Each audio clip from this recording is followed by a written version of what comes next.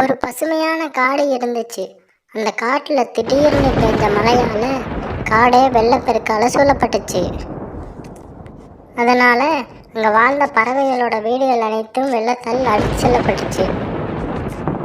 இருப்பதற்கு வீடு இல்லாம அனைத்து பறவைகளும் மழையில நனைஞ்சுக்கிட்டே இருந்தாங்க. இப்படியே இரவு முழுக்க மழை தொடர்ந்து பெஞ்சுக்கிட்டே இருந்துச்சு.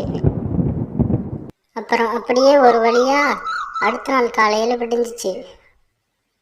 அப்ப மலையில் வீடுகளை இழந்த சோகத்தில் அனைத்து பறவைகளும் இருந்தாங்க.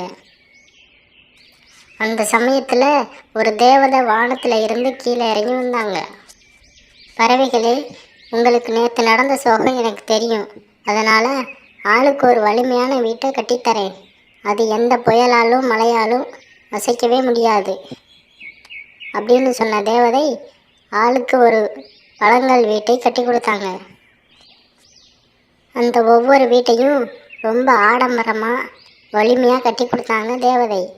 அதோட பறவைகள் சாப்பிடுவதற்கு நிறைய பழங்களையும் வைத்திருந்தாங்க. தேவதை கொடுத்த பரிசை பார்த்து அனைத்து பறவைகளும் சந்தோஷமாக இருந்தாங்க. மிட்டு, அந்த தேவதை மட்டும் இல்லைன்னா இந்த வீடு, இந்த பழங்கள் எதுவுமே நமக்கு கிடைச்சிருக்காது.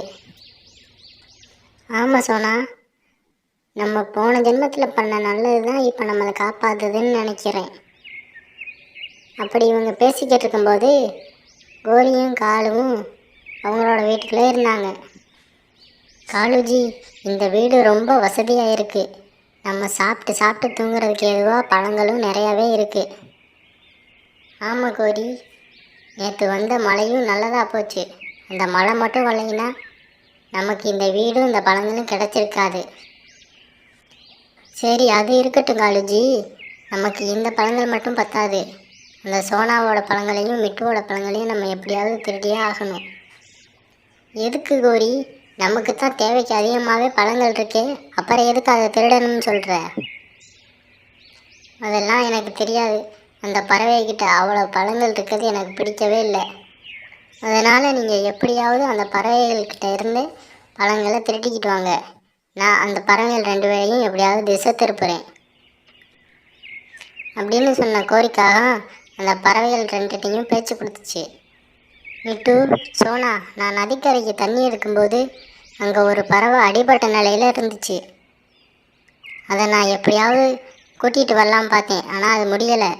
நீங்கள் போய் அது என்னன்னு பார்த்துட்டு வரீங்களா அப்படின்னு சொல்லி அந்த 2 பறவைகளையும் அனுப்பி வச்சிச்சு கோரிக்காகம்.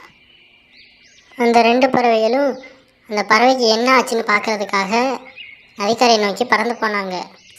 இந்த சமயத்தை பயன்படுத்தின காலுக்காகவும் அந்த 2 பறவைகளோட வீட்டில் இருந்து பழங்களை திருடுச்சு. திருடுன பழங்களை எல்லாம் தன்னோட வீட்டில் கொண்டு போய் பத்திரமா ஒளிச்சு வச்சிச்சு. அந்த சமயத்தில் 2 பறவையும் நதிக்கரையை சென்று அடைஞ்சாங்க. ஆனால் அங்கே கோரிக்காக சொன்னது மாதிரி எந்த பறவையும் அடிப்பட்ட நிலையில் இல்லை. என்ன மிட்டு, இங்கே கோரிக்காக சொன்னது மாதிரி எந்த பறவையும் அடிப்பட்ட நிலையில் இல்லை? ஒருவேளை கோரி நம்மளை ஏமாத்திருச்சோ இப்படின்னு 2 பேரும் நினச்சாங்க. பிறகு இருவரும் தங்களோட வீட்டை நோக்கி பறந்து போனாங்க. வீட்டில் போய் பார்த்த 2 பறவைகளுக்கும் பயங்கரமான அதிர்ச்சி காத்திருந்துச்சு. வீட்டில் இருந்த பழங்களை எல்லாம் காணோம். அந்த சமயத்தில் மிட்டுக்கிளி சோனாவோட வீட்டின் கதவை தட்டுச்சு. சோனா, என்னோட வீட்டில் இருந்த பழங்களை அனைத்தையும் காணோம். எனக்கு தெரிஞ்ச அந்த காகங்கள் தான் திருடிருக்கணும்னு நினைக்கிறேன். ஆமாம் மிட்டு, என்னோட வீட்டில் வச்சுருந்த பழங்களையும் காணோம். எனக்கு சந்தேகமெல்லாம் இல்லை, கண்டிப்பாக அந்த காகங்கள் தான் திருடிருக்கணும். நம்மளை திசை திருப்பிட்டு இங்கிட்டு இந்த வேலையை பார்த்துட்டாங்க. இப்படி சொன்ன அந்த 2 பறவைகளும் அந்த 2 காகங்களையும் பிடிச்சி ஒரு மரத்தில் கட்டி போட்டாங்க. ஏய் காகங்களே, எங்களோட பழங்களை எல்லாம் திருடி எங்கே வச்சுருக்கீங்க? உண்மையை சொல்லுங்கள். ஏய் மிட்டு, நாங்கள் எங்கே உங்கள் பழங்களை திருடணும்? எதுக்கு எங்கள் மேலே வீண் பழியை போடுறீங்க? எங்ககிட்ட இல்லாத பழங்களா? எங்ககிட்டே தேவைக்கு அதிகமாக தான் பழங்கள் இருந்துச்சு. காகங்களே, இப்படியெல்லாம் கேட்டால் நீங்கள் உண்மையை சொல்ல மாட்டீங்க. இப்போ பாருங்க அப்படின்னு சொன்ன 2 பறவைகளும் ஒரு குச்சியை எடுத்து அந்த 2 காகங்களையும் வெளுத்தாங்க. வலி தாங்க முடியாமல் அந்த 2 காகங்களும் கடைசியில் உண்மையை சொல்லிட்டாங்க. மிட்டு, சோனா, எங்களை அடிக்காதீங்க, ரொம்ப வலிக்குது. நாங்கள் உண்மையை சொல்லிடுறோம். நாங்கள் தான் உங்கள் பழங்களை திருடணும். எங்களை அடிக்காதீங்க, நாங்கள் இப்போவே உங்கள் பழங்களை எல்லாம் கொடுத்துட்றோம்.